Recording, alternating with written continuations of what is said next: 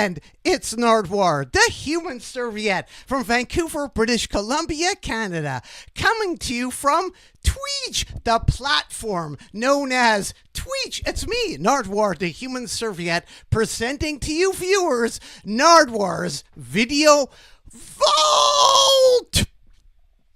And today, coming up shortly, an interview with Chris Murdoch, all about his amazing pamphlet, Black Dots, and Afropunk Primer.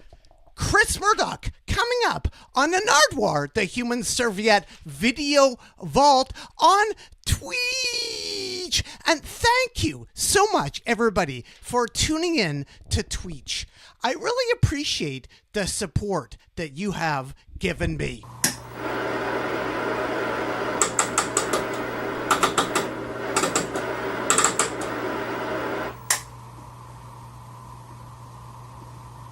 Who are you? I'm Chris Murdoch from Halifax, Nova Scotia. Also known as R. Stevie Moore. Well, I was in a band called Outtacontroller, who still exists, and we have a song about R. Stevie Moore. Are you an R. Stevie Moore fan, Nardwuar? Amazing. And you are reading a Batman? What's the Batman on the cover you're reading? You're reading a magazine. Yeah, it was, I can't take credit for the idea. It was my bandmates, but we were just kind of, the cover is us on a couch watching TV. And I wanted to spice up the cover, I guess, a little bit. And someone in the band handed me a Batman comic. I think maybe The Killing Joke, the one about the one about the Joker, quote unquote. But yeah, I'm reading that one on the cover. So hopefully nobody sues us for that one. And that's Outtacontroller, but as well, you cover the nerves. You cover the nerves. Absolutely, yeah. We before we put out the Television Zombie LP, we had a cassette that was released while I was in the band called Remote Control, which was a lot of fun to record. And there's a couple covers on that, and one of them is a Nerves cover. Outtacontroller. Aquakultre. Who are still active and are very good. I was going to say that Outtacontroller are still active. I only left the band because I had children and couldn't commit the way I wanted to. But Outtacontroller are still making records. They put out an amazing record just last year called Sure Thing, and they're amazing. And they still are playing shows, or will be, hopefully, once this pandemic comes to an end. What can you say about Aquakultre and Pay It Forward? Your good friend was involved. Yeah, Aquakultre is a rapper. His real name is Lance Sampson. He's an incredible human being. I've gotten to know him a lot better in the last couple of years. And he's just, he's done some incredible things for the hip hop scene here in Halifax. He, a few years ago, started playing shows with a full band, which I feel is kind of unusual in hip hop. And I had a lot of friends who played in his band, and the shows were just incredible. There's a lot of great live footage online for people who may not be familiar. And he made a music video for the song Pay It Forward. And my wife, Stephanie Johns, was one of the people who worked on the video. And she's watching right now, so I better make sure I get my information right. What exactly is going on in this photo right here? What is going on? Can Stephanie possibly step in a room and explain what is going on? Explain, Chris, what's happening right now. Well, Stephanie is upstairs, and our kids are sleeping. But if she wants to come down here, I think that would be great. That's completely up to her. But that looks like, Nardwuar, it is a picture of you interviewing Stephanie's old band, the Stolen Minks, and she did mention to me that you interviewed them, and they were very, very happy to talk to you. And they gave me like a special furry case to hold stuff, which is amazing. Is Stephanie around? Is she around? Can we get her eventually to come down? Stephanie, if you're watching this, this is amazing. The Stolen Minks. The Stolen Minks. You have to text. I'm going to tell her to come on down. Her. I did. I just texted her, Nardwuar. I'm gonna unlock this door. I want her to come down. Give me 1 second. And again, we're speaking here to Chris, who put out this amazing Black Dots and Afropunk Primer. But right now, we're talking about the Stolen Minks. What can you say about the Stolen Minks, in case people are wondering? The Stolen Minks were a really phenomenal band from Halifax. I saw them a couple of times. The first time I saw them, I was still in high school. So it was an early show for me. And at some points, the band was made up of 3 members who are pictured here. That's my wife, Stephanie, who's right next to you, and then Erica Butler, the drummer, and Tina Johns, the bass player. And at a different time in the band, they had a keyboard player, Rochelle. But instead of hearing about it from me, you should hear about it from Stephanie. Hello, Stephanie!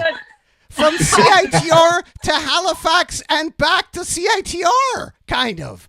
Yes. I actually worked with a bit closer. We can't hear you totally, Stephanie. Oh, sorry. What is going on here, Stephanie? Please explain. Just well, No, okay. So when we were on tour, I think it was like 2009, and you didn't think we were going to come in, but we did. Oh, I thought you'd probably phone in. So you just showed up. Yeah, but we came in. Yeah, it was like our whole days. Yeah, that's all we did. I remember you gave me like a cool CD holder, a cool furry CD holder. Do you remember the cool? Yeah, we made those.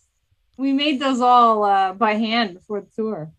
So how did the tour go? I talked to you up until the tour, but how did the rest of the tour go? What happened in the last 12 years, your life, 11 years? Not too much. The tour went well.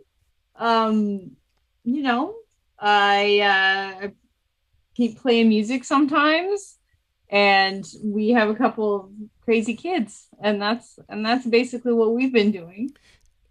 Stephanie, thank you so much for remembering me on CITR radio and preserving this picture, the Stolen Minks. That's amazing. And you gave me a gift. Wow. I still have that gift. I wish I could run and find it. I think it's somewhere, but I won't bore you with that. But I love do you remember the furry CD case that you had? I do. Yeah, I do. We made all of those by hand. I think we screen printed patches and then sewed it on cases. And we had a lot of that stuff back then. And now as we return to Chris, what can you say about Chris? What can you say about Chris? What can't I say about Chris? Uh-oh. He's the best. I was going to ask about Chad Peck from Kestrels. Yeah. We are big Chad Peck fans in this house. Yeah, he's a great guy too. And he was involved in Brain Amp? Yeah, he recorded the only Brain Amp release that exists, and his brother Devin Peck has played in many bands, most of them much better than Brain Amp, but he did play on Brain Amp with me and another guy named Brendan Naima, and Chad was kind enough to record us. I think that was in 2007. Well, thank you, Stephanie, for joining us. I really appreciate that. And coming downstairs. And thank you for the gift. In 1999, the Stolen Minks!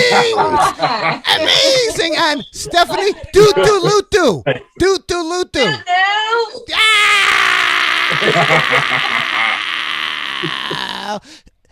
So, Raymond was the catalyst for your pamphlet. What can you say about the pamphlet that I talked about? He had done some artwork before on some stuff of your friends' bands. Like, how did he know you? I noticed his artwork is, in the New York Times. He's done some band artwork, right?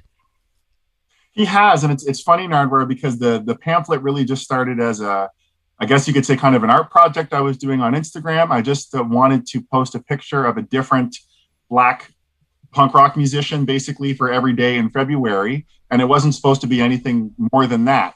And I did that, and then some folks in Halifax asked me if I would turn it into a speaking show, which I did, and I did a few things with that. I was able to travel around and give a few presentations, which was awesome. And then pretty much shortly after the pandemic struck, which I guess was exactly 1 year ago or thereabouts, Raymond, who I knew from his band, The Famines, had played in Halifax. And I believe I knew him from a mutual friend, our friend Paul Hammond, who's been in a lot of bands.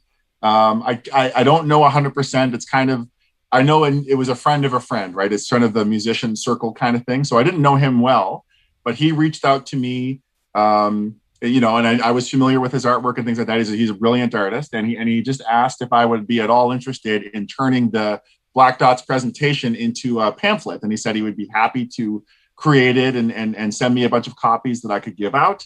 And of course, the end result ends up looking like this. I know that he was kind enough to send one to you. So I really have him to thank for talking to you right now, which is amazing for me, Nardwuar. I'm a huge fan of yours and I've been watching you for years.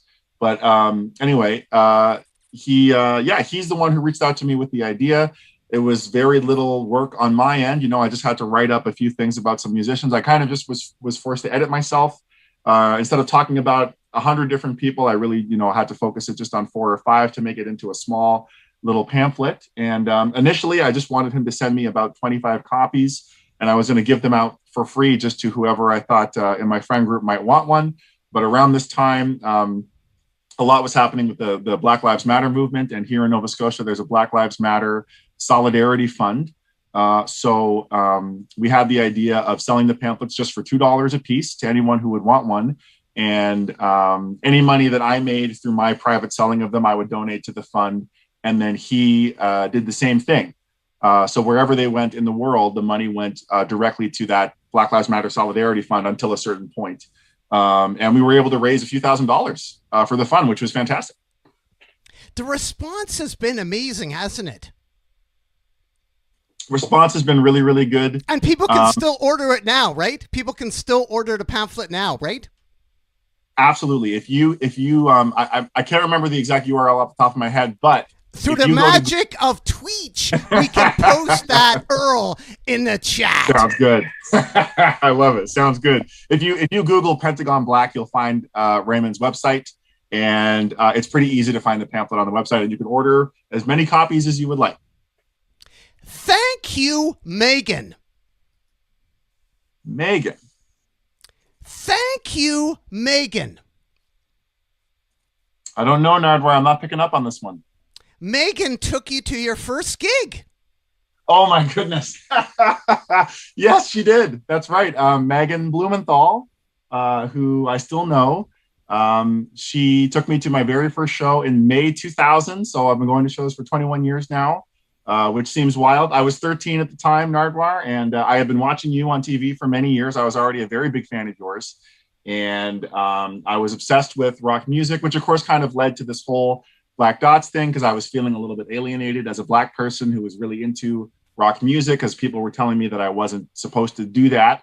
But anyway, Megan was kind enough to, you know, she saw that I was interested in music. She mentioned to me that there were all ages shows in Halifax, which of course, being 13 years old at the time, I had no idea that that was something that existed.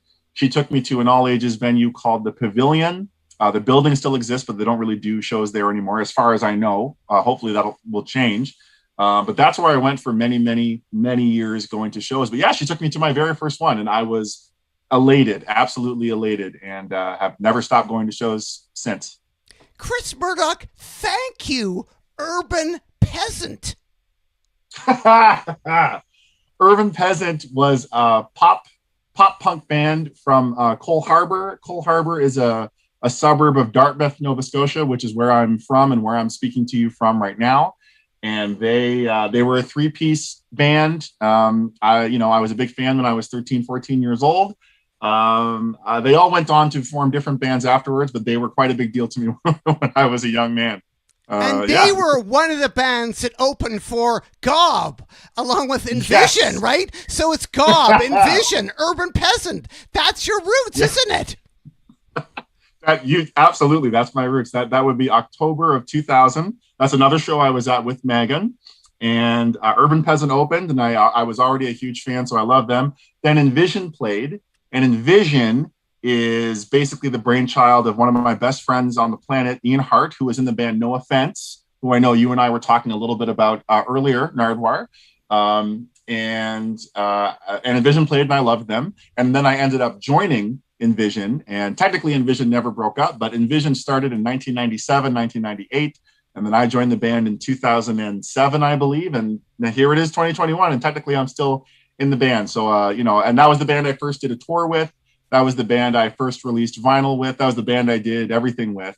And it's all thanks to Ian. And again, it's a band that I saw as a child. I was 13 years old. And then I ended up joining and going on a US tour and doing all these things I never thought I'd be able to do. And then when Envision stopped playing, Gob took the stage, who I was a huge fan of, and Nardwuar. I do remember when I bought Gob's CD, Too Late No Friends, which I still think is a great release. I was super excited the first time I listened to it because, of course, at the end of the album, there is a hidden track that features you broadcasting from CITR. So that's one of the first times I heard you sort of not on TV. And that's the first time I ever heard of CITR. I forgot about that, or I didn't know about that. Thank you, Gob. Thank you, Gob. Thank you, Gob. And also, Envision did a Judge cover, didn't they? That tormented you, didn't it? A Judge cover. A Judge. Not many people at that time would go to a Gob gig and expect a Judge cover, would they? No, definitely not. And I love the band Judge now, but at the time I was not familiar with them. And I don't honestly, Nardwuar, I don't think I even knew that they covered Judge at that show, but if they did, that's awesome. The Garbage Disposal Unit. Amazing. Yeah, that was the band. Garbage Disposal Unit was me and a couple of the guys from Invasion of Privacy and this other guy named Keith. I'm not sure whatever became of him. And that was the first band I ever played a proper show with. And I sang a Dead Kennedys cover at that show. And that was my first time singing in front of people. And I was very nervous, but somehow we pulled it off. Chris Murdoch. And we're here with Chris Murdoch, author of Black Dots and Afropunk Primer. Yeah. East meets West right there. Live. Are we live now, Chris? We are live, aren't we? We are live, Nardwuar. We are live right now. And I was curious, Chris, have you seen the movie? It's free on the internet. Moving Towards Tolerance, Bronwyn and Yaphank. Okay, you know what? I have to admit I have never seen it, and I'm ashamed I've never seen it because I'm a Haligonian, and it's an important movie about a lot of actions that were taken by people in the Halifax punk scene to fight against issues of racism and discrimination. And I should have messaged friends of mine to ask them for a link to the film, and I've always meant to, and I keep forgetting what the film is called, but it doesn't matter. I should have messaged people to find it and watch it. I've done a lot of searching on YouTube using keywords and stuff, knowing that the video is on YouTube, but I keep forgetting what it's called. So I'm ashamed that I haven't seen it, but you know the name, and now it's stuck in my head. Moving Towards Tolerance. I'm going to have to. It's actually, if you just go, that I haven't seen it yet. It's actually not on YouTube for free. Oh. It's not on YouTube, but it's free at the National Film Board site in Canada. So if people right now want to leave Nardwuar, don't leave Nardwuar. And I'm talking to Chris Murdoch, author of an Afropunk Primer, Black Dots. But if people Google Bronwyn and Yaphank in usual Google, the first thing that comes up is the movie, free. You can watch the movie free right now on the National Film Board site. And Bronwyn is spelled Bronwen, and Yaphank, Yaffa. Bronwyn and Yaphank. So just Google Bronwyn and Yaphank, and that'll link you to that movie from 1996. And it's free. People can watch it right now. Thank you, Nardwuar, because I really, really, really need to see that movie. Or people can order right now this actual primer, Black Dots, an Afropunk Primer by Chris Murdoch. And right off the bat, I would like to ask you, Chris, Tony Young. Could you say a bit about Tony Young?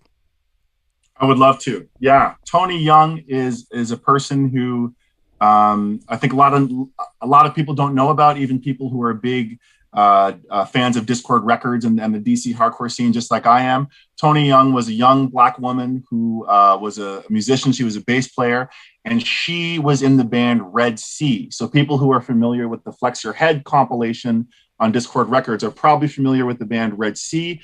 They never had a proper release, unfortunately. Like a release of their own, but they do have, I believe, 4 songs featured on the Flex Your Head compilation. They have a song called Jimmy, and an ode to Jimi Hendrix, who I know Ian MacKaye is a fan of, and I believe Tony is a fan of as well. And it's just kind of them riffing on the main riff from the song Hey Joe. by Jimi Hendrix. But Red Sea is probably best known for the song Pressure's On, which is a song about police harassment. If people want to get more information on Tony Young, there's an amazing book called Dance of Days, which is all about the DC punk and hardcore scene in the basically all throughout the 80s. There's some great information on her there. And if you want to see Tony Young, you can find some pictures of her online, but also if you search Minor Threat Filler on YouTube, you can find a video of Minor Threat performing the song Filler at DC Space, I think in 82 or 83. And when the song starts, Ian MacKaye starts calling out, Tony, Tony, Tony. And then Tony gets on stage and she helps to sing the song Filler, which is just awesome. Unfortunately, Tony Young passed away due to complications of pneumonia, I believe sometime in the early to mid 90s. But she's a super inspirational person. Before she was playing in a band, she was, I believe, booking shows and really doing a lot to promote the punk scene in DC, as a Black woman. And people don't associate Black women with punk rock, but I think that they should. And I just think Tony's really cool and very inspirational. McRad and Bubba Dupree. Yeah, happy to talk about that. I did forget one thing, though, Nardwuar, and I'm sorry. Just for anyone who'd like to know, Red Sea, who featured Tony Young, also featured Thomas Squip, who went on to sing in this band, Beef Eater, probably one of the strangest bands on the Discord catalog. And Beef Eater also featured Fred Smith, who's pictured right here, who is another Black punk rocker from DC, known for being very outspoken and a little bit unusual. And he added a lot to the band Beef Eater. His guitar playing is extremely unique. He unfortunately was murdered a few years ago, but he left quite a big imprint on DC. So I wanted to make sure that I mentioned him and Beef Eater, who I think are a great band and have a connection to Red Sea. In terms of McRad and Bubba Dupree, McRad is a really cool early 80s hardcore punk rock band, which features a guy by the name of Chuck Treece. And Chuck Treece is interesting because he is a punk musician, mostly known for his band McRad, but also he is a very accomplished studio musician and skateboarder. And I mentioned some of that in this pamphlet, but Chuck has quite a story to tell. So I only touch on the surface of it in the pamphlet. What do I want to say about Chuck? Chuck, I believe, was the first African-American skateboarder ever to have the cover of Thrasher magazine, and perhaps one of the earliest sponsored African-American skateboarders. But he still skateboards today. As I mentioned, he went on to have a brilliant career as a session musician, which I believe is still his main source of income. And, I don't know him personally at all, but by all accounts, just a wonderful human being, an extremely talented guy. There are some great videos of him on YouTube as well, him laying down some tracks in the studio, and of course, him skateboarding. And Bubba Dupree, who was also featured in this pamphlet, was the guitar player for an incredible band known as Void, who were also on Discord Records. Even though they weren't from Washington, D.C., they were from Columbia, Maryland, but it's close enough to Washington that they were allowed to be on the Discord roster. Probably one of the best hardcore punk bands of all time, at least in my opinion, and a band that is widely known for adding the element of pure, unfiltered noise to hardcore and punk rock. Already a noisy form of music for sure, but Bubba Dupree in particular, who was of mixed race, was known for some of the weird things he would do on guitar and just creating just this rattling, screaming noise using his guitar and his amplifier, and it just became part of Void's sound. It's very distinct. That's what I have to say about Bubba Dupree. I know that as they furthered in their career, they kind of morphed into somewhat of more of a metalish band. They have a record called Potion of Bad Dreams, which is known to be quite a bit different from their other releases. And of course, this happens a lot with 80s hardcore bands. They turn into metal bands. The same thing happened with SSD and so many other bands. But Bubba has gone on to have a long career in music. He's been a part of a few projects. I know that he collaborated in more recent years with Dave Grohl from the Foo Fighters and Nirvana on some of his, I believe his Probot project. Bubba's on there. And speaking of Dave Grohl played drums in the band Scream. And this is an early Scream record. And Scream featured a man by the name of Skeeter Thompson, who is pictured right here, another Black punk rocker from DC. And as I mentioned, this record is their first record, Still Screaming. It's a hardcore classic. Dave Grohl is not on this record, but in the mid 80s, Dave joined Scream. And if you watch the Smells Like Teen Spirit music video by Nirvana, of course, you'll notice that Dave is wearing a pocket print Scream t-shirt as an homage to the band in that video. So that's pretty cool. Amazing info that people can check out in the Black Dots, an Afropunk Primer pamphlet available now, where people can actually click and buy. And I was wondering, so much great stories are in this. It's quite compelling the way you've condensed all this. It's amazing. I wanted it to go on and on and on. Thank you so much. I really appreciate it. It's amazing. Around you have all these records. I was wondering, could you grab some of the records that you have? Like, you have a whole bunch. Could you just go through them? Like, I think it mentioned Bad Brains. That's a big chunk. Do you have a big chunk? Bad Brains, Black Dots. I would love to show a big chunk. I have Bad Brains, Black Dots right here. Life-changing record for me. One of, if not their first recorded performance captured on tape. You know what I mean? Like one of the first recordings in existence of them playing. This was recorded by Don Zientara, who anyone familiar with Discord Records will know is sort of the guy. He's still making records right now at Inner Ear Studios in Washington, D.C., but all the D.C. bands, Minor Threat, Scream, Bad Brains, the list goes on. Don recorded all of them. Fugazi, of course, he recorded, I believe, all the Fugazi records. And what's kind of interesting about this particular record is that it's not heavily produced. It's a very raw recording, and the Bad Brains sort of piled into Don's home, and he recorded them all in different areas of the house. So the bass player, Daryl Jennifer, I believe, was upstairs in the attic. Guitar player, Dr. No, real name Gary Miller, I think was in a bathroom. I think the drummer, Earl Hudson, was in the basement. And HR, the legendary singer of the Bad Brains, actually recorded his vocals for this record outside. He was just outside the back door. And there are a couple songs on here where if you listen, you can hear little kids speaking to him between takes, because he was just standing outside of the house screaming. So the kids weren't really sure what was going on. They were asking him what he was doing. And I think it's pretty cool that you can hear some of that on this record. And of course, this record is where the name of my pamphlet comes from. Bad Brains, though, are one of the most intense bands ever.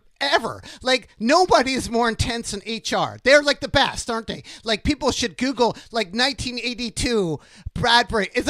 Could you describe, like, they're the best? Like, give up. Everybody should just give up after watching that. That's what I felt like while looking at. Like, it's the best. It is the best.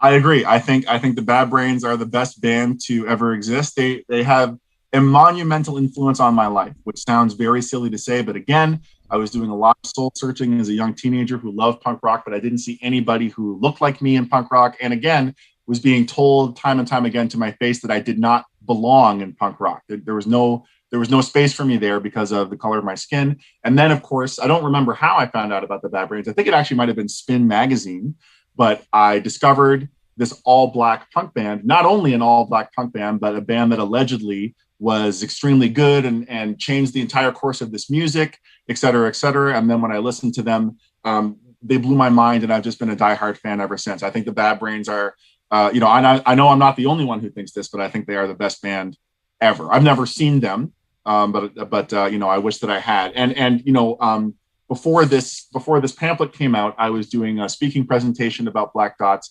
And as you can imagine, quite a large portion of that presentation was about the Bad Brains, specifically what they did for punk rock, what they did in terms of creating hardcore, what they did in terms of booking shows in Washington, D.C. area, what they did about encouraging other people, whether they be white or black or anyone, to pick up instruments and start a band. I don't know. I just have, there are a couple blemishes on the band's career for sure, but I think, I have overwhelmingly positive things to say about the Bad Brains, and literally they changed my whole life. So they're a big deal to me. When the Bad Brains played, like when I looked at the footage from 1982, there were a few black punks in the audience. And did they get many black punks out to the gigs, or a black audience at all? One of the things I mentioned in my Black Dots speaking presentation is the fact that the Bad Brains realized that a lot of the audiences they were performing to were largely white, which was fine, but they also wanted to make sure that they had that they were getting the message back to their own community. I'm from Atlantic, Canada, so I don't know that much about Washington, D.C. and don't feel like I have authority to say much about it. But I do know, my understanding is that for years, it was one of the most racially segregated cities in America.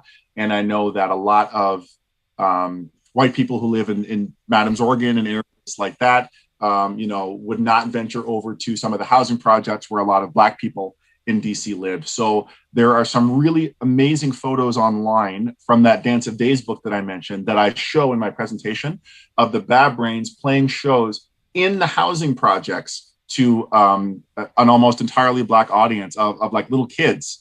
It's really moving. It's incredible to me that they made sure to do this, to make sure the message was given back to their own community. I'm not sure how many people in that audience like the Bad Brains. It mentions in that Dance of Days book that, a lot of the kids kind of enjoyed the spectacle and it was a little bit too loud for them and they're plugging their ears and they had fun, but I don't know how much they enjoyed the punk rock and hardcore, but some of them did. And my understanding is that a couple of those kids went on to form bands. And of course, a lot of the bands I've already talked to you about with Black punks in them are from Washington, D.C. I'm not trying to make this whole thing about Washington, D.C., but just because of the population, that's where a lot of these kind of early 80s Black hardcore heroes tend to come from. Dag Nasty and Death. Let's talk about Dag Nasty and Death. Dag Nasty's original singer, who's pictured here, is a Black man named Sean Brown. And this is a record that a lot of Dag Nasty fans will be familiar with. It's simply entitled Dag with Sean. It's some of their first recordings with him. And again, he's pictured here on the back. He went on to form a band called Swiz, who are another one of my all-time favorite bands. But before Dag Nasty had Dave Smalley, who is the singer they're probably most well known for having. And of course, Dave went on to form many other bands. And then after Dave, there was Peter Kortner. They had a lot of singers in that band. But their first singer was Sean Brown, who, as I mentioned, went on to be in a band called Swiz. And honestly, I love Swiz so much that I think, if anyone is unfamiliar with these bands, if I'm going to recommend one of them to you, if you're only going to check out one, please check out this band. Just an incredible band, just some amazing lyrics, just musically. They're a hardcore band, but they incorporate a lot of other really interesting elements. They're certainly not what you would call a run-of-the-mill hardcore band. An interesting note about Swiz is that the initial band had 4 members, and their original bass player was a guy named Nathan Larson, who went on to still has a career in the music industry as a producer, and he does a lot of film scoring, and he's also married to the singer from the Cardigans.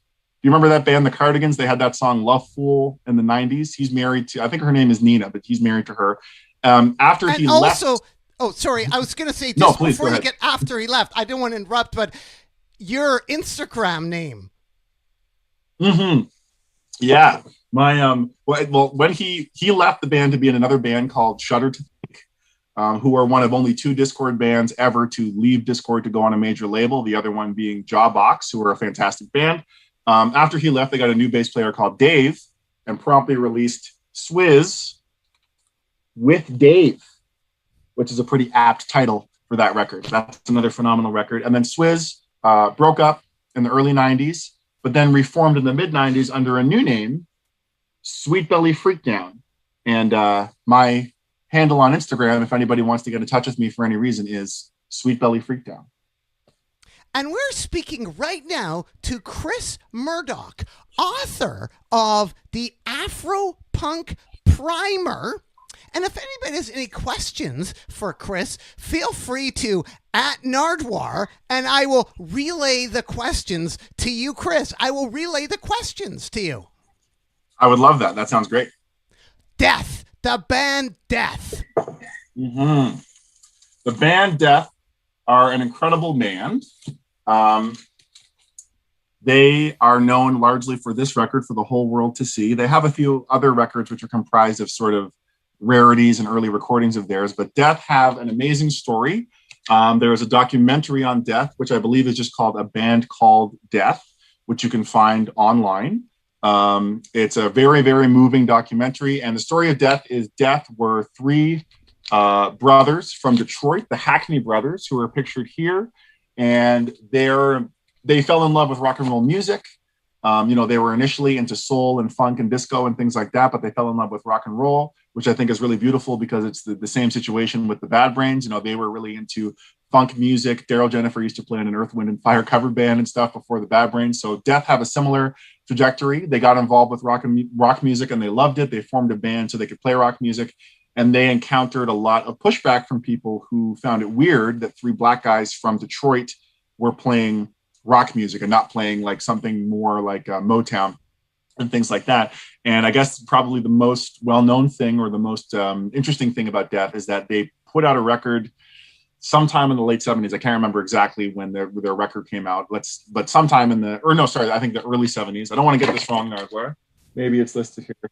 Anyway, my apologies. Sometime I want to say in the early 70s, they put out their record and not much came of it. It didn't get a lot of promotion. People didn't know about it. And then Death kind of faded into obscurity. But then among record collector circles at some time, the record started getting passed around. And it's a brilliant record, so people were getting really excited about it. Who is this unknown band simply called Death? And then a lot of sort of a flurry of activity around the band.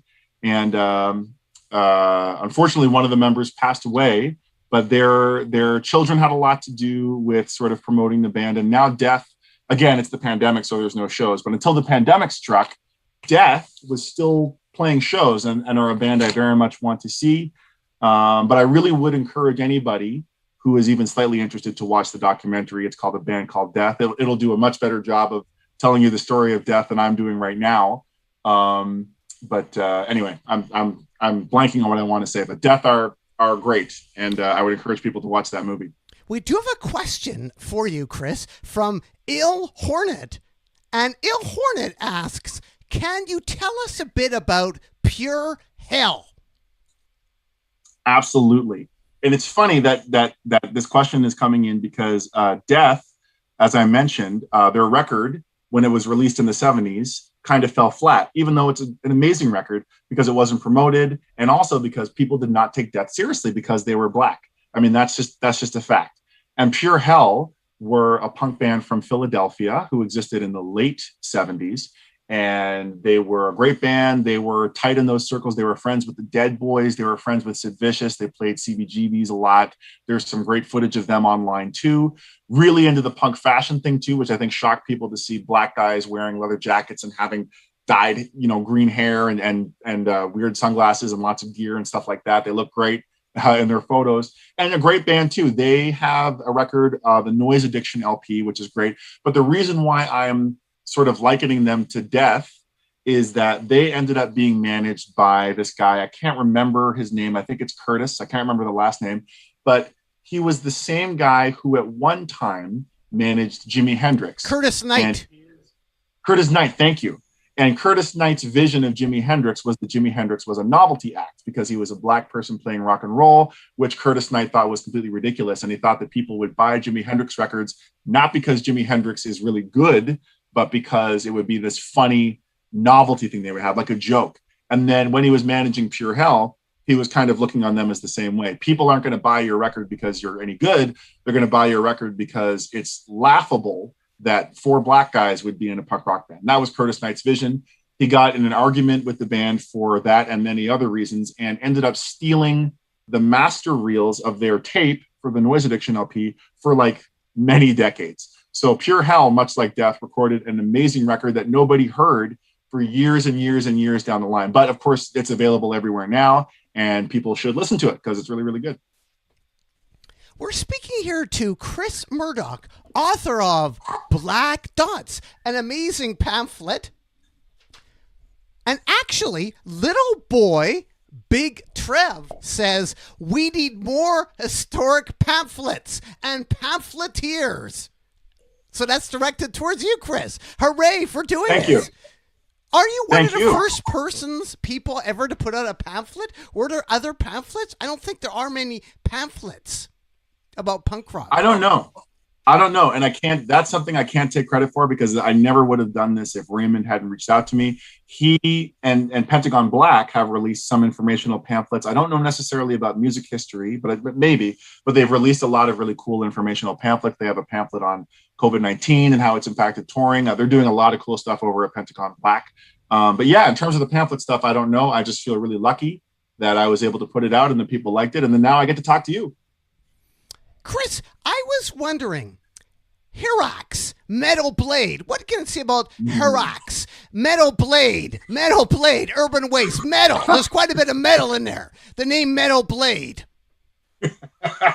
Absolutely. I don't know much about Hirax. I do have one of the records though, Hate, Fear, and Power. And I do like it. I'll admit I'm not the biggest fan of metal. The only metal labels I'm even aware of are Metal Blade and Roadrunner. I don't know really much. I'm not a big metal guy. I apologize. But, most people who are into metal probably know much more about this band than I do. But I was drawn to them because their singer is this guy right here, a black punk rocker. He's definitely into punk, even though he's in a metal band. His name is Caton DePina. And I just think it's remarkable that, that he's been so active in the metal scene for so many years. I believe he has a history in punk. I don't know that much about him because I don't know that much about Hirax, but Hate, Fear, and Power is a great record. His vocals are very distinct. They're not the growly vocals you would expect, but they're quite high, which is very similar to a really, really great New York hardcore band called Absolution, who existed in the mid to late 80s. And their singer was a guy by the name of Gingy Brown. And he was the son of Marion Brown, who was a very accomplished jazz saxophone player. He played with Miles Davis, played with everybody, has a lot of solo work of his own. So Gingy was kind of raised on jazz, but ended up fronting this hardcore band. But his vocals, much like Caden's vocals, are quite high. They're not what you would expect for that kind of band. And just in terms of talking about Black people in New York hardcore, I would be very remiss not to talk about one of the great New York hardcore bands, which is Urban Waste. In my mind, easily one of the best bands ever from New York, like top 5 New York bands, period. And their drummer, you can't see him very well in this picture, but their drummer is a black guy named John Dancy.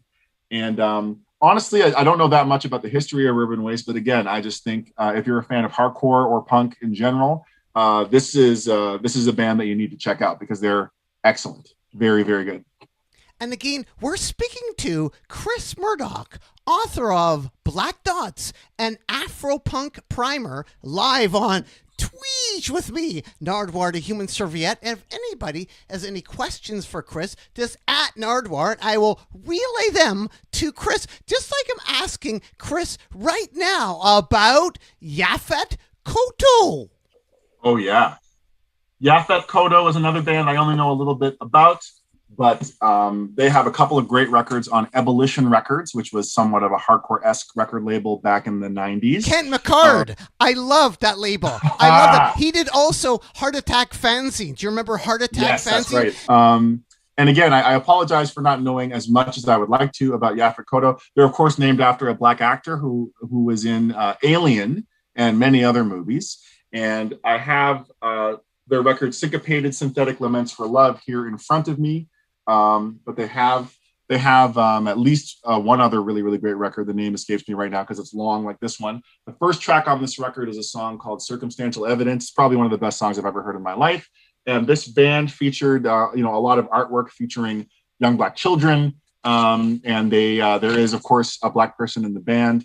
I believe his real name is Mark Gillis. He goes by Mag in the band, and he's the guitar player and I believe primary songwriter, although I could be wrong about that. But Yaphank Kotto are they don't sound like the bands we were talking about before. They're a band, again, that, they existed further on into the 90s. So they have, I suppose a post-hardcore sound. Of course, these days the post-hardcore doesn't really mean anything, but it doesn't sound like a traditional punk band. It's more experimental, really screamy vocals, lots of interesting things going with guitar, but an excellent, excellent band. There is also an actor, rest in peace, called Yaphank Kotto that just recently passed away on March the 15th. Right. Yeah. And that's who they're named after. And he was in Alien and lots of other movies that I can't remember right now. But yes, 100%. That's where they got the name from. Now, Chris, you are author of Black Dots and Afropunk Primer, but we did have a question, and I was wondering about this, relating to this question, what is your favorite place to eat in your city? But I was going to actually ask that later to you. T-Dogs, No Name Cafe. What can you say about those places? But No Name Cafe is a place that I had no idea existed until I started dating Stephanie, who was with us earlier. and she took me there a few times, and it was really cool. It was on Gottingen Street, which is a very well-known street here in Halifax. And I thought it was cool that the place literally didn't have a name. It was just sort of this cafeteria-style restaurant located in a bigger building, which has lots of medical offices and things like that in it. You just walk in the front entrance of this big building and turn right, and you're in this little cafeteria space. They had really good mac and cheese. They had homemade muffins, things like that. My absolute favorite restaurant that ever existed in the Halifax area. Fresh 21, BK Baku's?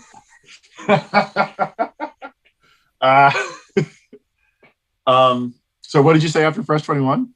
BK Baku's. Oh, Baku. Yeah, Baku's is good.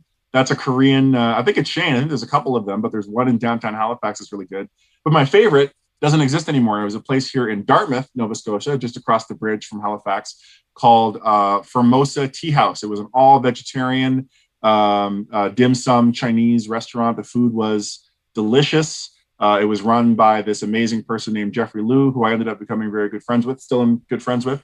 But I was very sad when that place shut down because for my money, it was the best food in Halifax. Some people may disagree, but I quite liked it.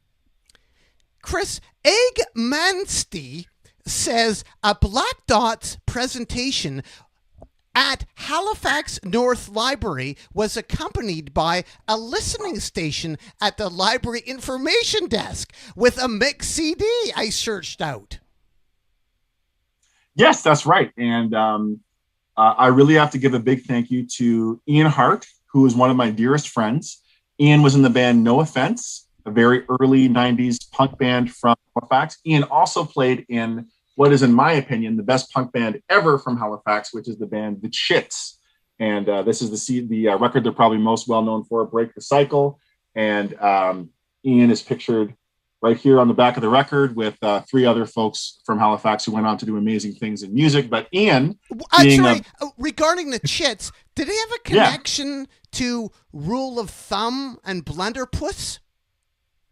Yes, I don't know. I'm not familiar with Blunderpuss, but Rule of Thumb was a really cool band that existed in Halifax in the mid to late 2000s, which featured Cara McDonald, who sang for The Chits, as well as my good friend Megan Savani, and lots of other really cool women from around Halifax as well. I miss that band very much. I saw them a few times, and they were excellent. So that would be the connection between The Chits and them. And I'm Blunderpuss I'm not familiar with, unfortunately. I'll have to seek them out. Right now, Chris, you have volunteered to play a Swiz as best you can over the phone for us. You're going to play a Swiz recording. What are we going to hear? I really would love to play the song Tylenol by Swiz, because that is their song that deals the most with race relations and race issues and things like that. But that is on a record called Hell Yes, I Cheated, which is their best record I don't have it. So if anyone has that record and they want to trade with me, get at me, Sweet Belly Freakdown on Instagram. However, I'm going to play you another fantastic song by the band Swiz. It's called Ghost in the Mirror. And it's the first song, maybe on the B-side. Anyway, it's a song on their self-titled record, which I held up earlier. I'd be happy to go play it for you right now. Well, great. I'll just put up the Black Dots promo right there and reach over for the Swiz. And please, are you still okay for time, Chris? Are you still okay for time? I have all the time in the world. Thank you.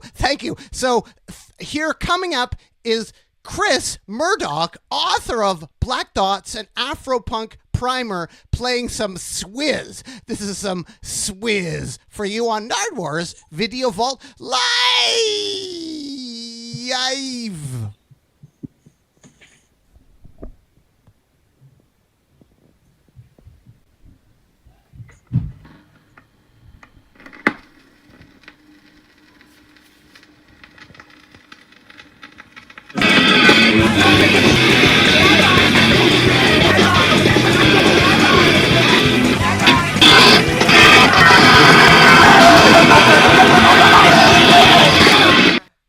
Amazing. Chris, just make your way back to the Nard Video Vault area. Again, you're watching, hopefully still, Nardwuar's Video Vault.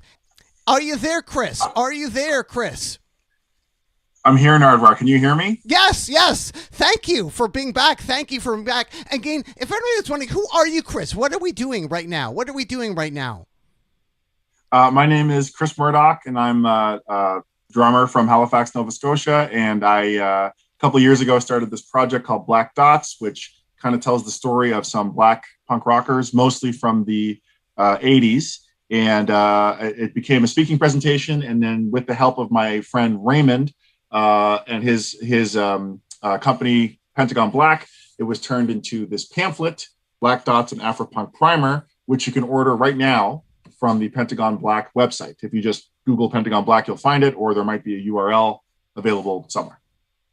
We just heard some Swiz, but Ill Horned commented Swiz isn't on Spotify. That is a shame. I'm trying to think. You know, it's interesting, Nardwuar, because I would tell people to go to the amazing Discord Records Bandcamp where you can listen to all the Discord bands. But Swiz actually were not on Discord, even though they were a punk band from Washington, D.C. They were on, and this is something for you, Nardwuar. I think you would appreciate this more than anyone else. They were on a label called Sandwich Records. Hopefully you can see that logo there. And Sandwich Records was run by Ian Mackay's sister, Amanda Mackay, along with a guy named Eli Janney, who played in a lot of DC bands and went on to play in the band Girls Against Boys, who people probably remember. But yeah, Swiz, not on Discord, but actually on Sandwich. But anyway, I love the tidbits. They are all over the Black Dots and Afropunk Primer. I love the tidbits that I didn't know thrown in there. Amazing. Hey, my pleasure. But what about Red Hare? There's a Swiz connection there as well. Absolutely. And I just so happen to have a Red Hare record with me right now. This is their first record they put out called Nights of Midnight. The Swiz story is quite complicated, isn't it? For band names. How does Red Hare fit into it? I don't know why they call their band Red Hare. I really don't know. And I guess I should back up a little bit. So Swiz, we talked about Swiz. I think they're incredible, maybe in running for best band of all time along with the Bad Brains, in my opinion. And they broke up. Then they reformed briefly in the mid to late 90s as Sweet Belly Freakdown. And this is, of course, all with their new bass player, Dave. Then that band broke up. And then I don't know, when did this record come out? In 2012, they reformed, all the same four people, but changed the name of the band again to Red Hare. Now, Swiz sounds like a nonsense word, but my understanding is that it is a real word, and it means something that appears to be giving you something, but in reality is taking it away, which I think is quite cool. And then I know for Sweet Belly Freakdown, I don't know why they wanted to go by a different name. I just think because some years had passed and they wanted this new band to be as new as possible. And each of the four members of the band, Swiz, picked a one syllable, or not one syllable, they each picked a word, just whatever word came to their mind, a silly word, whatever. So one person picked sweet, one person picked belly, one person picked freak, and one person picked down. So they just put them together and it became Sweet Belly Freakdown. So that's how they chose that name. In terms of Red Hare, I don't know exactly how or why the name was chosen. I don't know the origins of the name, but I do know that at long last, it is on Discord Records, probably the finest record label I can think of other than Touch and Go. Let's venture to England, the Specials, and sort of a bit of X-Ray Spex, right? Yeah, absolutely. And I'm kicking myself for not having an X-Ray Spex records to show. My collection is not what it used to be, but X-Ray Spex are most well known for a record they have called Germ Free Adolescence. I believe that's the name of the record. Anyway, I should know that. It's incredible. And of course, it features the vocal stylings of Polly Styrene, who's another incredibly inspirational Black woman in punk rock. She's featured prominently in my pamphlet and in my talk. I don't want to get into all the weeds with her right now because we don't have time, but she's an incredible person, an incredible force on stage. One of the most dynamic vocalists I've ever heard. Really amazing lyrics, things talking about crass consumerism and obsession with cleanliness and lots of things that would be tackled within punk rock later, but she was really the first to do it. Probably one of the first women involved in punk, period. One of the first to form a band. Certainly, as far as I know, the first Black woman to front a punk band.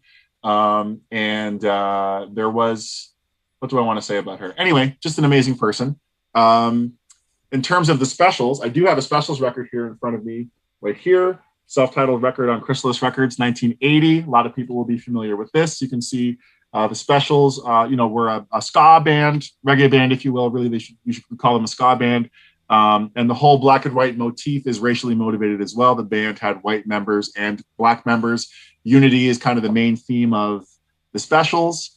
So hence they only dressed in black and white clothing. If you watch their performances, which are great, they're such a great live band. Everyone's wearing black and white. The record, at least this first one, is only black and white, as you can see.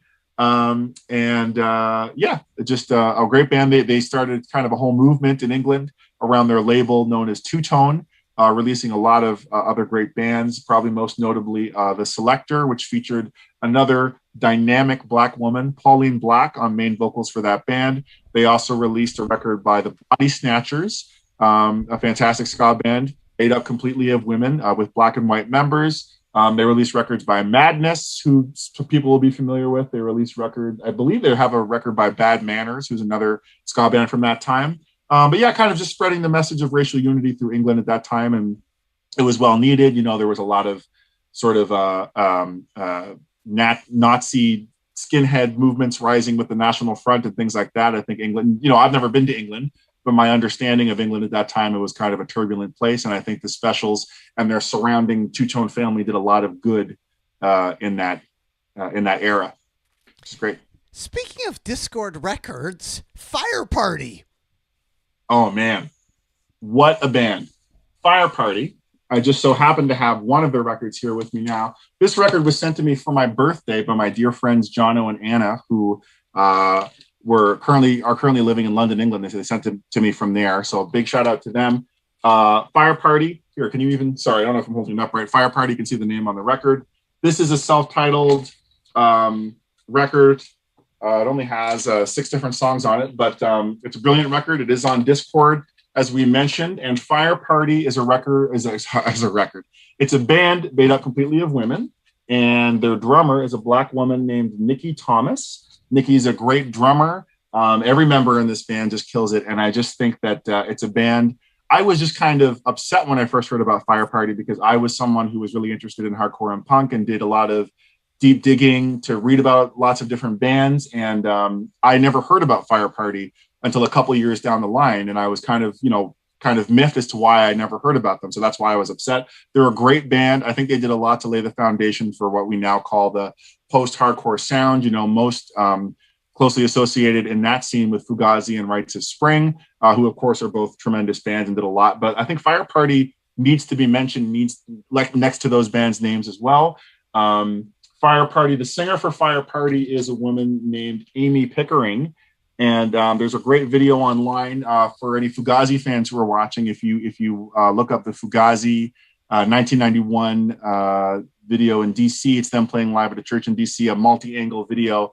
They play the song Suggestion, which is an anti-rape song. And a lot of times in those days when they would play it live, a woman would get on stage and sing it. And Amy gets on stage and sings it. It's a very powerful video. I would encourage people to check that out. And as far as Nikki Thomas goes, I found a recent someone on Instagram. I apologize, Nardwuar, I can't remember who, but someone was posting something about Bubba Dupree. He was being featured on an Instagram page, and they were kind of telling his story. And Nikki Thomas commented on it and said, "No Bubba, no me," which I thought was very powerful because, again, a big part of my whole Black Dots presentation is talking about how a lot of people like myself were motivated to get into music after seeing people like them do it, and they felt more comfortable. So knowing that Nikki Thomas was somewhat motivated to sort of come out of her shell as a Black punk rock musician after seeing Bubba Dupree from Void do it because it made her feel more comfortable, I think is a beautiful thing. But Fire Party are a great band, a band that never got their due. People should listen to them. And you can hear, I believe, every Fire Party release for free on the Discord Records Bandcamp. So I'd encourage people to do that. And we're live here with Chris Murdoch talking about his pamphlet, Black Dots and Afropunk Primer. And actually, there's a comment for you by Big Nicky 666. And Big Nicky says, when I was in junior high, I had a pen pal from Florida who introduced me to some of these bands via mixtapes. So shout out to that guy and shout out to Chris. Thank you for this. Hi from Dartmouth. Awesome. Thank you. I appreciate it. And yeah, your pen pal, whoever it was, sounds like they were pretty right on. And if anybody has any questions for Chris, put at Nardwuar in the chat so I see them, and Chris can answer any questions, as you basically have answered everything I've wanted to know about punk rock. Like, you have a huge selection in this actual pamphlet. Let's have a better view of the pamphlet right now. Right now, a better view. I actually have a nice view of the pamphlet right now. Also, enough YDI. Oh yeah. Boy, I wish I had the records to show. I don't, but Enough were a great band from New Jersey. I think they were a straight edge band, and they played a lot of shows with a lot of bands in that late 80s straight edge tri-state area scene in the States. So, Youth of Today and Judge and bands like that. Enough would play. Enough was fronted by a guy named AJ. God, I can't remember his last name. I feel really bad. Anyway, brilliant frontman. They have one demo, I believe, recorded in 1988. You can hear it for free online. I know it's on YouTube. What do I want to say about Enough? Enough have a demo from 1988. Enough's drummer was a guy named Ari Katz, who went on to sing in a band called Lifetime, which I know a lot of people are big fans of. And Enough is one of the very few bands from that late 80s New York hardcore era to not get a full reissue of their record. There are a lot of reissues these days of bands from that time. Youth of Today, Chain of Strength, they're not from New York, but bands in that milieu. I think maybe they did get a reissue a year or so ago, but for a long time, after a lot of those bands got reissues, we didn't see one from Enough. Maybe because, to my knowledge, they only have a 6-song demo, but it's a really great demo. AJ James is the name of their front person, and they're a fantastic band. Now, YDI are from Philadelphia. Sorry for getting that name wrong. I called it YDI. No problem, Nardwuar. YDI are an incredible band. When I tell people about YDI, I like to refer to them as your mother's worst nightmare, because YDI were very much into shock value, and kind of in a way, they're somewhat like the Misfits. Like, a lot of their songs are about horror movies or horror-themed elements. So they have songs. They have a song called "I Killed My Family." They have a song called "Murder Is So Sweet." They started as a proper hardcore band, like a really, really great hardcore band. The guitar player did some really interesting things. I'm not a guitar player, so I don't know exactly what the terminology is to use, but they kind of stood out from the pack a little bit. Their singer is a black guy who goes by the name of Jackal. That was his stage name. And their drummer was also black. I think his name was Howard, but I can't 100% remember. And he I think was only in the band for a certain amount of time. YDI have a great record called "A Place in the Sun." Again, really shocking, hateful lyrics. A very, very angry band. Touching on some controversial topics too, which I don't necessarily agree with, but shock value is the name of their game. And then YDI, like many of the other bands that we talked about, kind of morphed into somewhat of a metal band, and they put out a record, I think, called Black Dust, which is a little bit different from some of the stuff they did earlier, but still with that whole theme of horror and murder and stuff like that. So a really cool band, but not for everyone. That is for sure. Oh, and they played, I first heard about YDI because I'm a big Glenn Danzig fan, and I was listening to an old Sam Hain interview, Glenn's band after the Misfits, an old radio interview where they were talking about how they were playing shows with this band YDI. And then I looked up YDI from there, and that's how I came to know about them. And if anybody is wondering, right now, this is Chris Murdoch, author of Black Dots and Afropunk Primer. So I was going to actually return to Halifax for a second, if that's okay. Jellyfish Babies. Were they a hardcore band? Did they start off hardcore and then turn into more of a Soul Asylum vibe? Yeah, definitely. And Jellyfish Babies are a band that I'm not as familiar with. I've learned a lot about them from my friend Ian, who I mentioned before. And Jellyfish Babies started as more of a traditional punk band, I guess you could say. I'm friends with their original drummer, who's a woman by the name of Colleen Britton, who still lives in here in Halifax. And they played shows. This is way before my time, right? I was a baby, or perhaps not even born when they were playing shows. But they played around Halifax for a couple of years, playing kind of their more punk stuff, which is what they originally wrote. And then they relocated without Colleen. I don't know exactly where they went, but once they relocated, they started making music that was, like you say, a bit more in the vein of Soul Asylum and bands like that. And they're featured on the Out of the Fog compilation, which is probably one of the best known. I don't know if you totally call it a punk record, but one of the best compilations, or one of the best known compilations from Atlantic Canada. Yeah, I was going to ask about that comp. False Security, Dog Food. What can you say about Dog Food and False Security? They're on that comp, Out of the Fog, put out by CKDU, where I think you do a radio show, right? I used to. I did a show there for a couple of years, which was a lot of fun. And I grew up listening to CKDU, so it was really, I was thrilled to be able to do that show there. I had a show called Out of Vogue. It was a punk show. Out of the Fog, it was a compilation. Some punk-ish stuff on it, some stuff that was a little bit more out there, but it's a great compilation. I don't know anything about Dog Food, unfortunately, but False Security is a band that I learned a lot about from my friend Ian, and they were more of a traditional hardcore band. I think maybe with some more melodic leanings in some of their music. But I will say that compilation also features a band I believe they're called The October Game, and the singer for that band is Sarah McLachlan, who, of course, ended up relocating to your neck of the woods out there in BC. But she is from Halifax. She went to Queen Elizabeth High School here in Halifax with my friend Ian from the band No Offense. And you were Chris Murdoch from Dartmouth. And we have a question for you, Chris. That happened for real. That happened for real asks, did he, meaning you, Chris, talk about D.H. Peligro already? If not, can he? Because you said one of the early songs you sung was a Dead Kennedy song. That's right.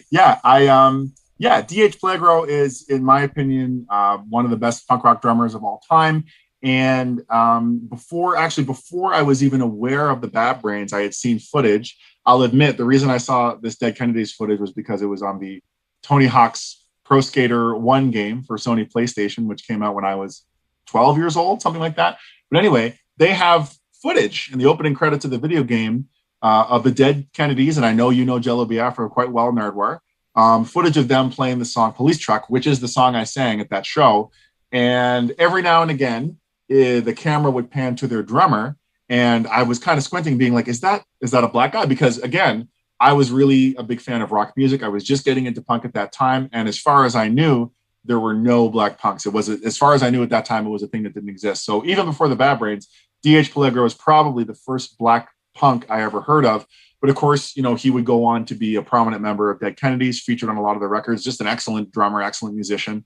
And that's my story on D.H. Peligro. What about early Chris Murphy from Sloan punk rock? Like him doing Whiteout, Aware, Spent, which you can find on the internet. Chris Murphy, punk rock.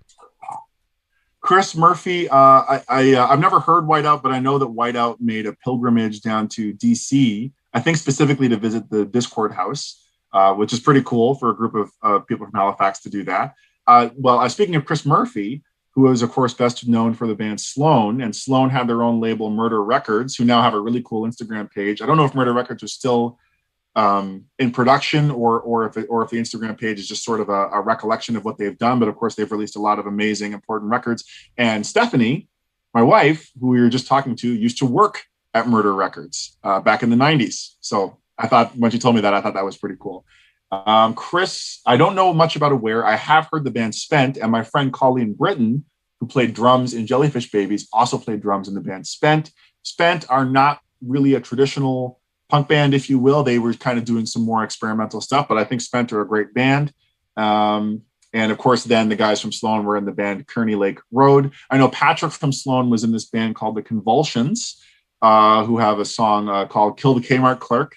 And I found all this out from my friend Ian. And if people are interested to hear some of these bands, like the Convulsions, for example, if you go to YouTube and you search Atlantic Canada Punk, you will find a channel by the same name, and that channel is run by my dear friend Ian, and he's uploaded the vast majority of any Halifax stuff that we've talked about. So if people want to hear the Chits, or they want to hear those early projects of the guys from Sloan, or any of that early Halifax punk rock, Ian has tons and tons and tons of it on his channel. So again, it's Atlantic Canada Punk, and people should really check it out. There's a lot of really cool stuff that he's been uploading, especially in the last couple of months. Shout out to Ian. Ian is amazing documenting all this. It's amazing. He is amazing. And you were maybe going to have Ian over at your house, but due to COVID protocols, it didn't happen. But thank you for bringing Stephanie down. Thank you for bringing Stephanie down. And you are, again, Chris Murdoch, author of Black Dots and Afropunk Primer from Dartmouth, but Halifax Punk. Do you have a bunch of Halifax punk records? Moral Support, System Overload, the Quahogs. Yeah, I don't. Moral Support are one of my favorite hardcore bands ever from Halifax, and they recorded a demo that is kind of infamous. And the reason it's infamous is because it's extremely hard to find, and most people have not heard it. I don't know the full story, but shortly after they recorded it, something happened, and it was not largely released. So even people like Ian, who were around in the late 80s to actually see Moral Support live, a lot of those folks have not actually heard the demo. I don't know why. But there is a recording of them playing a live show, I think, in Fredericton, New Brunswick. And that show is incredible. They are just a ripping band, just a frenzied, ripping band, harsh vocals. They cover 12XU at that show. And they're just great. I think Moral Support are fantastic. The Quahogs, I do have a record of right here. The Quahogs are a much different kind of punk band. They're a very poppy band, brilliant band. I think, unfortunately, their singer passed a few years ago, which I just found out from Ian, so that's very sad. But Quahogs, for people who are perhaps interested to check out some of the stuff, but are not really so much into hardcore because maybe it's a little bit too much for them, I would encourage them to listen to Quahogs, and you can find Quahogs on YouTube by searching Ian's channel. It's very catchy. It's very poppy stuff. It's wonderful. Really great band.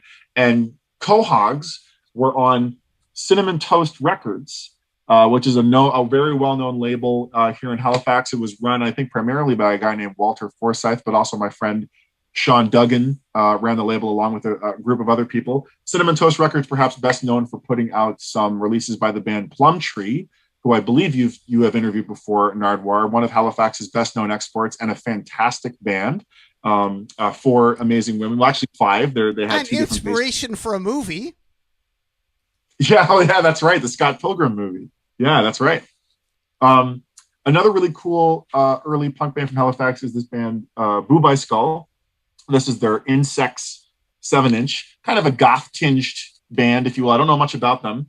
One of their vocalists is a woman named Allison Outhit, who ended up writing for Exclaim and a lot of other publications. And Allison Outhit's nephew is a guy named Dexter Outhit, who is very well known here in the Halifax punk scene because he's a brilliant drummer and has played in a lot of bands, including a band that I sang for called Word on the Street.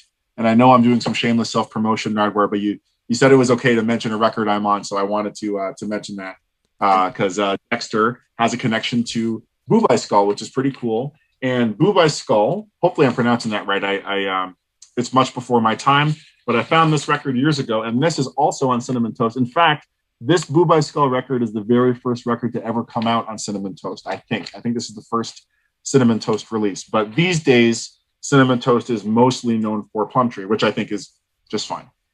No Offense had a split with the Shitheads on En Garde. A split with the Shitheads. Yeah, No Offense was a band that Ian was in. I think it was Ian's first serious band, if you will, and they were a traditional sounding punk band, punk hardcore band here in Halifax in the early 90s. And the Shitheads, I'm not as familiar with. I think, again, they kind of have like a, when I say the word punk band, whatever sounds come to your mind, that's kind of what the Shitheads sound like. I don't know all the members of the Shitheads, but I do know 2 of them very well. One of them was a guy named Derek Hiltz, who ended up playing drums for the Chits, who we already talked about. He was also in a number of other bands from Halifax, including Gilbert Switzer, who are a very well-known band from here. which also featured my friend Megan, who played in Rule of Thumb and a lot of other great bands. And another guy who was in the Shitheads is a guy named Derek McAlone, but he's known here in Halifax as D-Rock. And the Shitheads morphed into this band called System Shit, who are a much more abrasive, crusty, grind-influenced band and it's kind of D-Rock's legacy band. It's had a few lineup changes. D-Rock actually lives in your neck of the woods now, Nardwuar, out there in BC. But System Shit was a band that I saw as a young guy a lot of times at all ages shows. And it was known as being kind of a legacy band because they just had existed for so long here in Halifax. So that's kind of mostly what I know about the Shitheads. We are speaking here to Chris Murdoch, the author of Black Dots and Afropunk Primer. It's a pamphlet, though. It's a pamphlet because this question is from Charlie, and Charlie asks, hello there. Does Chris's book, it's not a book. You've done a talk, but this is not a book. Does Chris's book talk exclusively about performers, or does it also talk about people behind the scenes, writers, promoters, fans, etc.? He mentions Don Letts. So the pamphlet, just because it is a pamphlet and had to be small, only features 4 people. Polystyrene from X-Ray Spex, Chuck Treese from McRad, and who's a skateboarder, Bubba Dupree from Void, and Tony Young from Red Sea. But in my Black Dot speaking presentation, I do mention a lot of other people, and Don Letts is one of them. And, in my presentation, I talk about how Don Letts is widely responsible for the connection that still exists today between punk music and reggae music. Seems like an unlikely filtering between the two, but Don Letts would DJ at punk clubs in London back in the early days. And in between bands, like in between the Buzzcocks and Wire and Generation X and bands like that, he would play these dub records. So a lot of these white punk kids from London and the surrounding area got a taste for dub and reggae. And it's 100% because of Don Letts. And Don also ended up being in one of the first ever punk bands to feature Black people, to my knowledge, a band called Basement 5. They have a really great single called Last White Christmas, which people should check out online. Also, in my talk, I mentioned a woman, Simone Thomas. And Simone Thomas was a Black woman, not really known for being a musician, but she was a member of the Bromley Contingent, which was a group of young punk kids, essentially kind of the first punk rockers, in my opinion, a group of kids who would go to Sex Pistols shows. They're kind of the first punk fans. Susie Sue was in the Bromley Contingent. Billy Idol was in the Bromley Contingent, during the time he was fronting the band Generation X. But another person in this contingent was a Black woman by the name of Simone Thomas, which I always make the point in my presentation that a lot of people, certainly can't imagine a Black person being involved in punk rock. At least in my experience, that was a lot of what people said to me. And I think the notion of a Black woman in punk rock is especially shocking to people. And part of the evidence that I use to help people understand that it shouldn't be shocking is to let them know that one of the first punks ever was a Black woman. And if people who like the Sex Pistols are probably familiar with when they went on the Bill Grundy show, and they swore on television, and the tabloids in London came out talking about the filth and the fury and kind of advanced their career from there because they swore on live television. They swore at Bill Grundy. It's a very famous clip. It's easy to find online, but Bill Grundy's show was an afternoon, like tea time show that a lot of middle-aged Londoners would tune into. And that interview that he did with the Sex Pistols was a lot of people's first introduction to punk rock. And behind the Sex Pistols are the kids from the Bromley Contingent, including Simone Thomas. So again, when punk rock was a brand new thing that nobody had heard of before and people were tuning in to check it out, one of the first people they ever see involved with this whole new punk movement is a Black woman, which I think is pretty cool.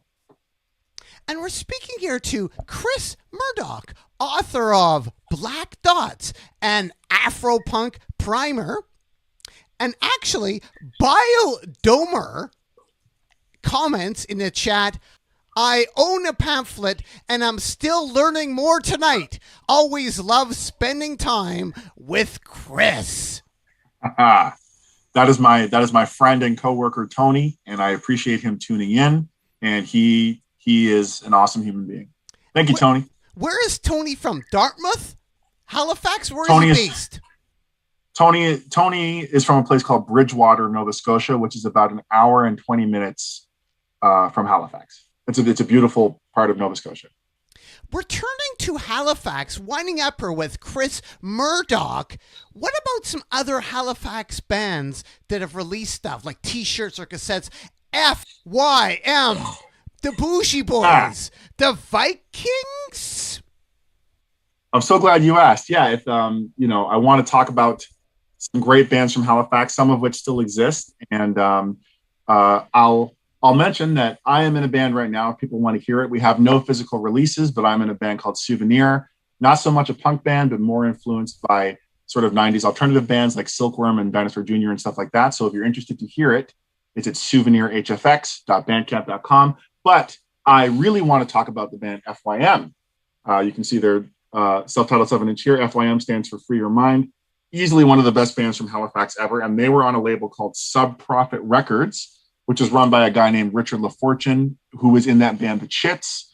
He released records by some other notable Halifax bands. A really amazing band called Led by Regret has a release on his label. Equation of State have a release on his label. That's another one of Ian's bands. But FYM is a really kind of, it's a very poppy band. It's kind of a skate punk band, if you will. They have songs on here about skateboarding, like Animal Chin, which is a reference to a character in a very early skate video, which people might be aware of. And they have a song, The Bowl, which is literally about a skate bowl, like a concrete bowl on the Halifax Commons that people have skated here for years. But my favorite local band ever is a band that was just known as Vikings. And they spelled it like this with no vowels. And I think this is their first release. I think it's just self-titled. It's excellent. They're just a crushing, very, the precision-based band. I don't really know how to describe their sound. I suppose you could say it's post-hardcore sound, but it's a little bit heavier than that. Great band. They don't exist anymore. One of the best bands in Halifax right now is a punk band, an amazing punk band called the Bougie Boys. And they have a few records out on Drunken Sailor Records out of Europe. This is a record they released called Weekend Rocker, but they have other really great records as well. Just 5 super talented musicians from Halifax. My dear friend Cody Gugu plays guitar in this band, and he also played in the band Word on the Street with me and has played in tons and tons of bands here in Halifax. But if I was going to promote Halifax punk rock, like currently, to somebody right now, if they needed one band to check out, I would tell them to listen to this band and especially this record. There's a couple other Halifax bands I could talk about quickly, Nardwuar, unless we should talk about something else. Well, I was actually going to ask about Discontrol, and they recorded at Charles Austin's place. What can I say about Charles Austin doing a lot of recording? I'm a huge fan of Charles Austin. The only reason I'm looking to the side, Nardwuar, is because Stephanie is texting me. I don't want to miss any of it. And she wants me to let you know that she actually played bass in Vikings for a show or two, which is pretty cool.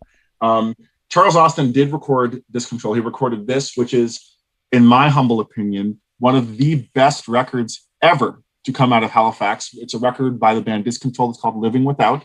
Before I talk about Discontrol, I'll talk about Charles. Charles Austin recorded my band Souvenir. We have an EP and a full length. He recorded both of them. He played in a band called the Super Friends, who were on Murder Records with Sloan and Thrush Hermit and Eric's Trip and all those great bands. And Charles is just a salt of the earth, just wonderful person, super easy to work with, like the easiest recording sessions I've ever done. He has a great studio here in Halifax that he runs with another great guy called Ocean Floor. It's right in the downtown area. And if anybody in Halifax is looking to do some recording, I would definitely encourage you to do it there and do it with them because they do a great job. Discontrol is an amazing band that features my good friend Lockie McDonald on guitar and vocals. He plays in the band Souvenir with me now, along with our other friend Dave. But it also features Dave Brown on drums, who played in Career Suicide and lots of amazing punk bands from Halifax and from a place called Truro, Nova Scotia, which is about an hour north from Halifax. And they have their own scene going on up there for quite a while, which is really cool that such a small place would have their own distinct punk scene, but they did. The original bass player was a guy named Alex Mitchell, who is pictured here because now he sings in Bougie Boys. And they went on to have a bass player, Noel McDonald, who I actually work with now. who's a brilliant musician. He has his own project called Washing Machine. So lots of really great music coming out of Halifax. But again, if I was going to narrow down Halifax records for someone not familiar with Halifax to check out, this would be on my list, no question. I think this is just a beautiful, crushing record, and people should check it out. We talked a bit about Outtacontroller, another one of my all-time favorite bands from Halifax. This is their first LP, Don't Play Dumb, my personal favorite. Their second LP features me on drums. I did join the band for about 3 years. And again, I'm on great terms with those guys. I only left because I had kids and they were looking to tour more, and those two things don't always go together. But they have 3 LPs and lots of other releases out right now. And they're just a fantastic band, super hooky. I suppose you could call them a power pop band, but I don't want to limit them too much because they do lots of other great stuff as well. And I think they're working on their 4th LP right now. Those guys never stop working.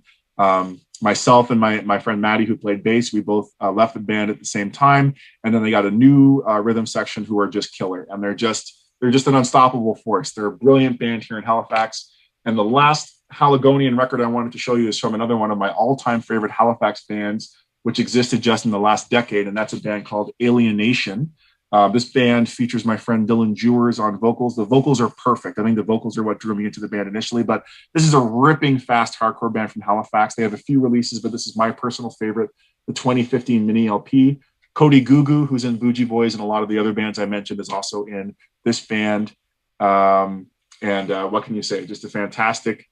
Well, I was wondering about Alienation. I noticed they played the Memorial North Library. Like they played a library. They did. They played. I don't know how many shows have been at that library, but there was at least one really cool punk show there that they played along with a couple other really, really good bands. And that's the same library that I did the first version of my Black Dots presentation at, which culminated in a show in their parking garage, I think, which is really cool. But yeah, Alienation, again, if someone's looking to check out Halifax punk in general, especially Halifax hardcore, this is one of the best hardcore records to ever come out of Halifax. And my good buddy who plays guitar in this band, or played guitar, I don't know if they still exist, his actual name is Steve Earle, not to be confused with Copperhead Road Steve Earle. And boom. And my friend Dave Brown went on to play drums in this band, and he's also in Discontrol and a lot of other great bands as well. He played in Career Suicide from Toronto for a while. I want to give him his due as well. And we're speaking here to Chris Murdoch, author of Black Dots and Afropunk Primer. But right now, we're talking a bit about Halifax punk rock. I was curious, Chris, are you the only black punk rocker in Halifax? That's a really good question because Halifax is a small place. And I'm really glad you asked that, Nardwuar, because a big part of the reason why I was willing to turn this whole thing into a presentation and move forward with it is because I wanted to talk about the fact that even though Halifax is so tiny, and even though I dealt with a lot of racism and discrimination and things like that getting into the punk scene, there have always been, at least from the time I started going to shows 20 years ago, other Black people and other people of color in the punk scene here in Halifax, which is really cool. So the first person I ever encountered was this guy named John Samuel, who had this amazing band called Slight Return. He's been in a lot of other great bands too. I'm just, there's a lot of, I don't want to just go down a Rolodex of names, but Outtacontroller right now features my friend AJ Bootlier on bass. He has a lot of great bands. He's in a band called Designosaur. He's in a brand new band called Book Buddies. But that's another Black punk musician. There's so many, and just going down the list of, again, I don't want to do a list of names, so don't want to leave anybody out, but there's so many. My friend Bria Miller played bass in this band Rabies, who are amazing. My friend, who else is there? There's a lot of bands that feature that. My friend Darren played in this great band called Make No Gains. He's in Toronto now with a new band. There are so many. I shouldn't say there are so many. Of course, there are actually so few. There's probably less than 10. But just the fact that we've always been around, at least in the last couple of decades, I think is pretty notable. Again, considering how small Halifax is, and as you can imagine, the punk scene here is very much predominantly white. But there's people who've been sticking around. I'm going to feel horrible if I forget to mention somebody, and I probably will, just because I'm nervous talking to you and I can't think of it. I know there's another guy who's a little bit more in the metal scene. He had a band called Fist Fight and a band called Chalk Pit. I don't remember his name, but I want to mention him. You're welcome to come on the Nardwuar Video Vault the next time on Friday if you want. Like, you can come on every week if you forget somebody. Feel free. Yes, Nardwuar the Human Serviette is on Nardwuar's Video Vault every Friday at 3:30, every Monday at 3:30, 6:30 Eastern, I guess 7:30 your time in Halifax, Nova Scotia. You are welcome. So if you've forgotten anything, Chris, feel free to come on another week on Twitch, joining me on Twitch. I was curious, are you good at loading the dishwasher? I think I am. I think maybe a little too good, because Stephanie will tell you that I am very anal when it comes to loading the dishwasher. I have a method, I have a system that I use when I load the dishwasher, and I think I inherited it from my dad, because she would tell you the same thing about him. So Nardwuar, I might be a little bit too good at loading the dishwasher. I probably should step down my dishwasher game a little bit. I was curious, Chris, your drum set, it was really old. Did anybody ever play your drum set in the 60s in a band? What was the name of the band that used your drum set? I don't know what the name of the band was, but I can show you parts of that drum set if you'd like, Nardwuar. I have the drum set right here beside me, and you can see under here, I don't know if maybe this is a terrible idea, but this floor tom, especially this white floor tom, is from that drum set. No, please move it closer, because you're going to play some Fire Party for us, right? You're going to play some Fire Party, right, to end the interview. Yeah. You're gonna, so yes, you definitely have to move the camera anyways, so just move it towards the drums. True. Yeah, if you could, please. Sure, yeah. So this I don't want to show too much of my messy basement because Stephanie will kill me. But I will show you, this is just the kit we use at home. My little kids, I have a 3 and a 5-year-old who like to play it. But this floor tom, here, how do I make you see the floor tom? This floor tom here is very old. It's an old tom by a company called Coronet, who I don't think make drums anymore. And when I was first learning to play drums, my parents didn't think that it would be something I would be doing well into my 30s. So they didn't want to spend too much money on it. So my dad had a friend who had this white Coronet drum set up in his attic that had been there for years and years. Because I don't know who played it, but I know the drum kit was made in the 60s and had been up in his attic, I think, since that time. And my dad bought it for maybe $200. So most of that kit is gone, but I still have the floor tom. It sounds terrible. But you don't know if it was played with a garage band. A garage band might have played that? Oh, I think for sure. Yeah, I think for sure. And it was a really interesting kit. The bass drum head was like this big wooden mallet. It was just really bizarre. The ride cymbal was made by a company called Krut, Krut, which I think was based in Germany. They don't make cymbals anymore.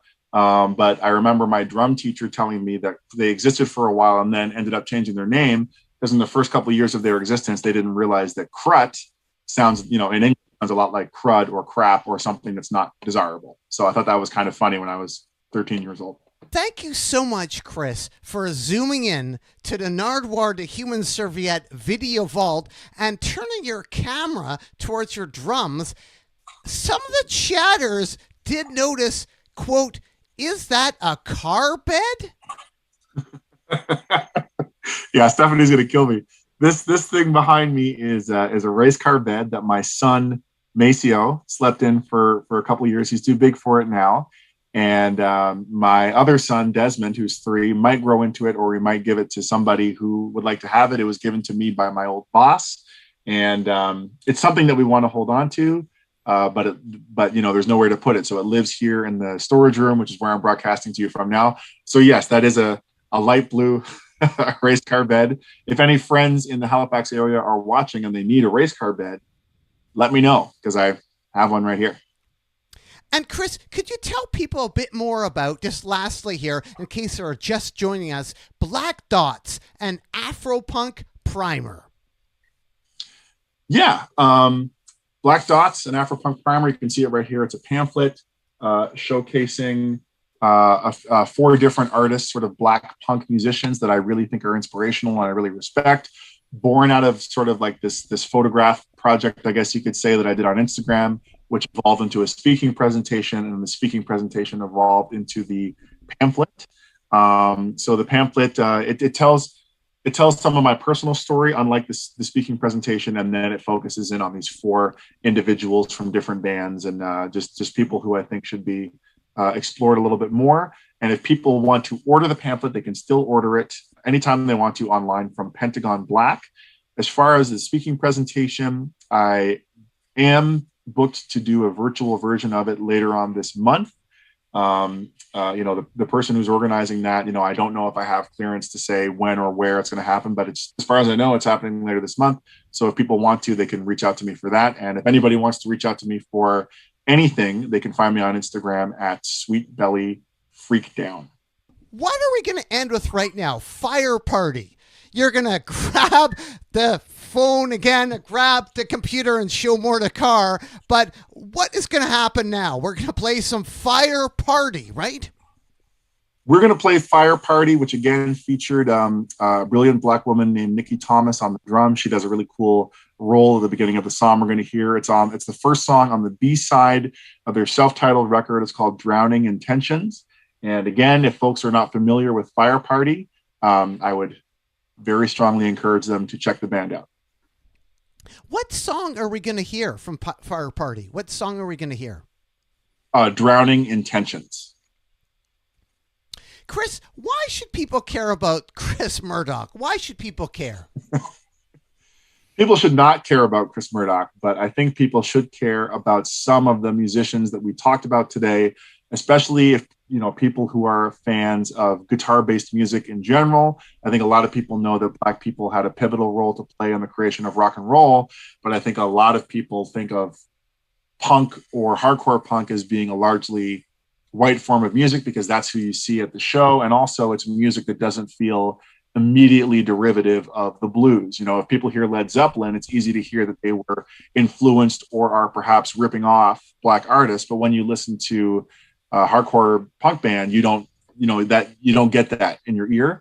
And I just think that Black people had quite a role to play in punk rock's evolution and, in hardcore, bands that we talked about, like the Bad Brains, people like Skeeter Thompson and Scream, people like Sean Brown from Dag Nasty and Swiz. I think it's important for people to know, Black vocalists who talked about their own pain and alienation, using punk rock as a platform to do so. I just think anybody who has any interest in punk at all just should be aware that, Black people play a role in punk. And I think, if I can, Nardwuar, I think my main message really here is that punk and really any form of music is for everybody. So Nardwuar. Nardwuar. Nardwuar. Nardwuar.